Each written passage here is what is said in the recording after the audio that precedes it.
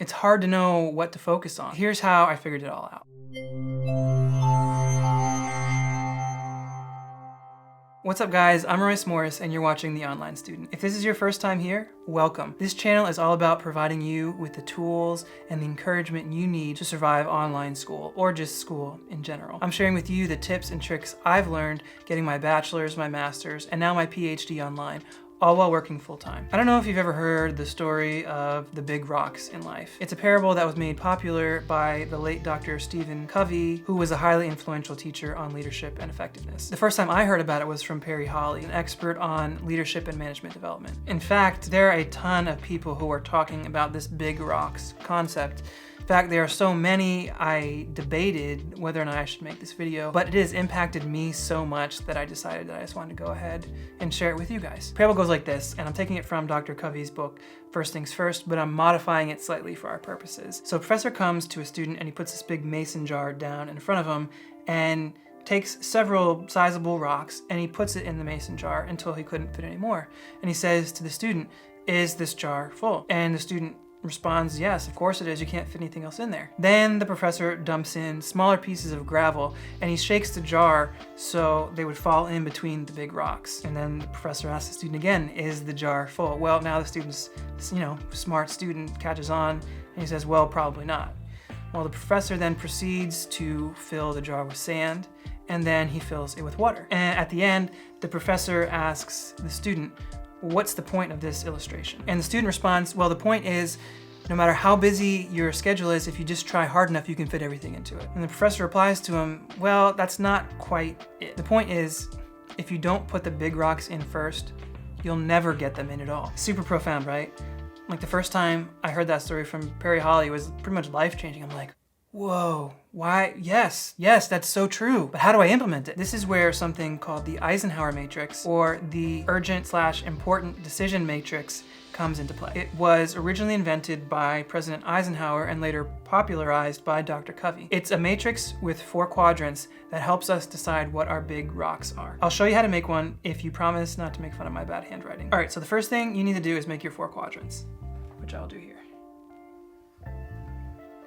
So across the top, we'll label it urgent and less urgent. On the side, we do important and less important. Remember, you promised not to make fun of my handwriting. Once we've titled them, we can then number them. So this will be 1, 2, 3, 4. Now let's talk about what goes in each quadrant. The first quadrant we're gonna call the do first, or do now. Do first. And this quadrant goes to things that need to get done. They just need to get done. That could be an assignment, it could be reading a book, it could be posting a discussion board, or it could be getting some rest. This is the most important quadrant. So for us, we're gonna do complete assignment. Finish assignment. All right, let's move on to the next quadrant. In this quadrant, you wanna put things that you can schedule. And you wanna do this so you avoid getting to that urgent and important. You wanna live in this section as little as possible because that's where you're gonna find your biggest stress. So in quadrant 2, we could put things like incrementally complete reading assignment so you're not reading it all the night before, or go to the gym. So let's add those 2. Reading assignment, gym.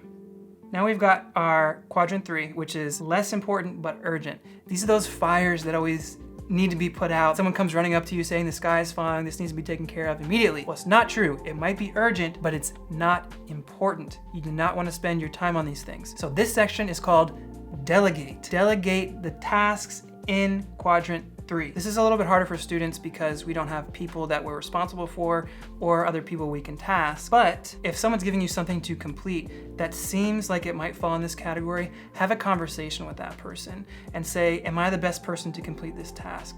Does this task need to be completed now? Can we put it in the schedule section? Does this task really need to be done? Or you could also empower them to fix the issue. Now, I have to be honest, I'm guilty of doing this to other people, blowing up my problem to massive proportions when it's really just a minor thing, but I expect everyone to stop what they're doing. And some of this is just managing expectations, and you tell that person, me in this case, hey, I understand you think this task is important, but I've got some other things that I'm working on in this quadrant 1 that I need to do first. And sometimes it's just that simple communication, and that person will go back and think, maybe I can figure that out on my own. And then they do. At least that happens to me. So we're gonna say delegate in here. No, we're not gonna say delegate because I can't spell it right now. So over in this section, we're gonna put enable others teach to fish.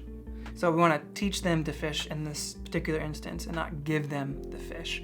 So if someone's having a computer problem and you're their go-to computer guy, maybe give them a list of steps they can follow before they reach out to you. You know, restart the computer, restart the program, turn your internet off, turn it back on again. These are all normal things that a person can do before they reach out to you. Might mitigate some of those calls. And finally, quadrant number 4 is don't do. Do not do the things that you put into this quadrant. If it's not important and it's not urgent, why are you doing it? Think scrolling on Instagram, TikTok, I don't know. I'm not saying it's not enjoyable, but definitely not important and not urgent. Social media.